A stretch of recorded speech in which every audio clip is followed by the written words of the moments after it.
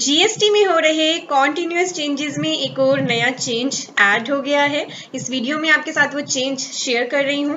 तो गवर्नमेंट अब मॉडिफाई कर रही है एग्जिस्टिंग रिटर्न्स को और उसी पैटर्न पे जीएसटीआर 3B में मॉडिफिकेशन कर दी गई है। जी हाँ, अब जीएसटीआर 3B की कुछ टेबल्स आपको ऑटो पॉपुलेटेड मिलेंगी, उनमें डेटा ऑटोमेटिक फीड होगा। चले जानते हैं, सारी डिटेल दिखाती हूँ आपको, कितना डेटा फीड होगा, क्या होगा डेटा। जानने के लिए आपको जुड़े रहना है वीडियो के एंड तक। अच्छी लगे तो लाइक कर देना, इंपॉर्टेंट है, शेयर कर लेना। आप देख रहे हैं सीए गुरुजी और मैं हूं आपकी दोस्त पूजा। क्विकली एक बार बढ़ते हैं पोर्टल पे। मैं लॉगिन कर रही हूँ, लॉगिन करके रिटर्न पे जाके आपको दिखा रही हूँ 3B पे। यहाँ मैं आ गई हूँ रिटर्न डैशबोर्ड पे। चलिए इसे ओपन करते हैं। फाइनेंशियल ईयर चूज कर रहे हैं 2021 क्योंकि ये लेटेस्ट ही आई है। और चलिए एक बार मैं अगस्त की 3B ओपन करके देखती हूँ। सर्च पे क्लिक कर रही हूँ। नीचे मेरे पास 2B तो अवेलेबल हो ही गई, आप सभी को पता है। नहीं पता है तो वीडियो देख लीजिए, यहाँ आई बटन पे लिंक कर दी है मैंने। अब ओपन करते हैं 3B जिसकी ड्यू डेट यहाँ लिखी है 20 सितंबर। ये गलत है ड्यू डेट भी। हाँ, आप अगर ड्यू डेट देखना चाहते हैं तो वो वीडियो भी मैंने आई बटन पे लिंक कर रखी है कि सितंबर में 3-4 महीने की जीएसटी की रिटर्न्स इकट्ठी आ गई है। चलिए इस पे क्लिक करते हैं। यहाँ मैंने ओपन कर लिया है फॉर्म जीएसटीआर 3B का।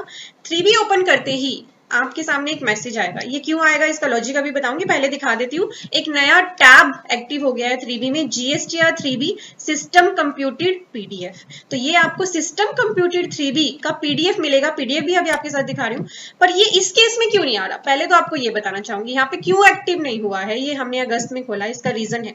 यहाँ लिखा है कि ये जो फैसिलिटी है सिस्टम कंप्यूटेड 3B की, details are not available for tax payers. उनके लिए अवेलेबल नहीं है जिन्होंने जीएसटीआर 1 क्वार्टरली फ्रीक्वेंसी के लिए ऑप्ट की है। ये अवेलेबल हो जाएगा सून।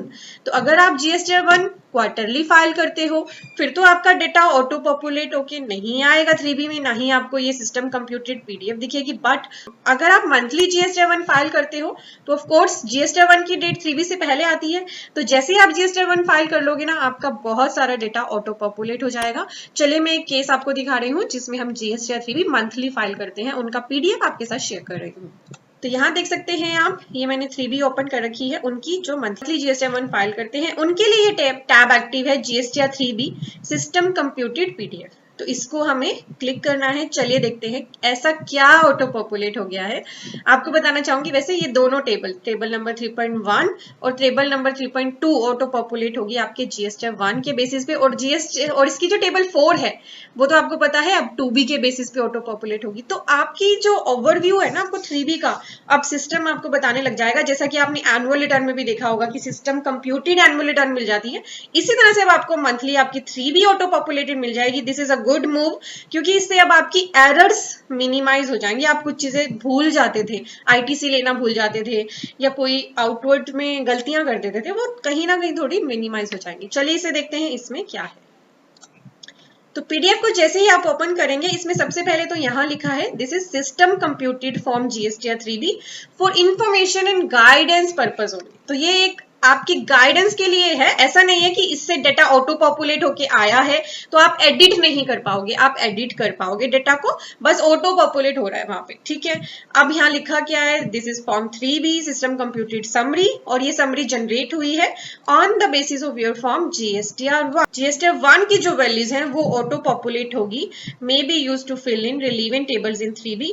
This summary is generated for information and guidance purpose only. Please enter correct values after due verification. तो यहाँ इन्होंने क्लियरली लिख दिया है this is only for your convenience.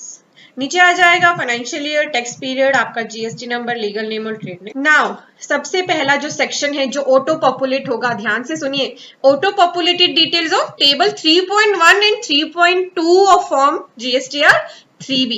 3.1 में कौन सी जाती है आपकी सारी details of outward and inward supplies liable to reverse charge, और टेबल नंबर 3.2 में आपकी वो सप्लाईज जाती हैं जो आपकी इंटर स्टेट सप्लाईज की होती है to unregistered person, composition person and UIN holder.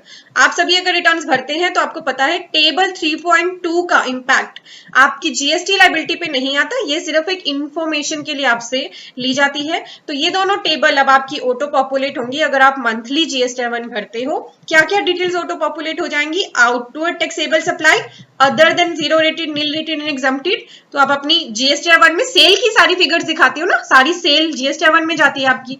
तो जीएसटीआर 1 से आपकी आउटवर्ड टैक्सेबल सप्लाई आ जाएगी, उसकी total taxable value, integrated tax, central tax, state tax और सेस जो भी होगा, पर आपको इसे वेरीफाई करना है। आउटवर्ड टैक्सेबल सप्लाई 0 रेटेड ये आ जाएगी, आउटवर्ड सप्लाईज अगर नील रेटेड है तो आएगी, नहीं तो नहीं आएगी। Inward supplies liable to reverse charge ये नहीं आएगी, ये आपको खुद डालनी होगी, तो यहाँ पे इन्होंने इसे बिल्कुल ब्लैंक कर रखा है। और नॉन जीएसटी आउटवर्ड सप्लाईज भी, जो भी डाटा आप अपनी जीएसटी 1 में डालोगे ना वो यहाँ पे आ जाएगा। तो अगर आपने कोई डाटा वहां नहीं डाला, यहाँ डालना चाहते हो तो आप एडिट कर सकते हो। और ऐसे ही टेबल नंबर 3.2 में जो भी आपने अनरजिस्टर्ड पर्सन, कंपोजिशन पर्सन या यूआईएन होल्डर को इंटर स्टेट सप्लाई की है, जिसका ब्रेकअप आपको दिखाना पड़ता था, ये भी ऑटो पॉपुलेट हो जाएगा।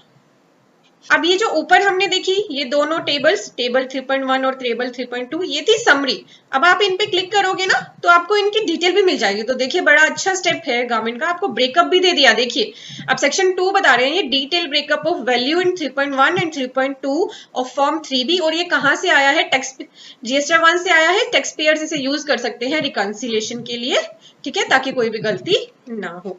तो कहां से आया ये 3.1A में डेटा? जीएसटी 1 की टेबल 4A से आया, टेबल 4B से, 4C, 5A, 5B और 6C, ठीक है। तो आपको कंफ्यूजन नहीं होगी, रिकंसिलेशन इजी हो जाएगा।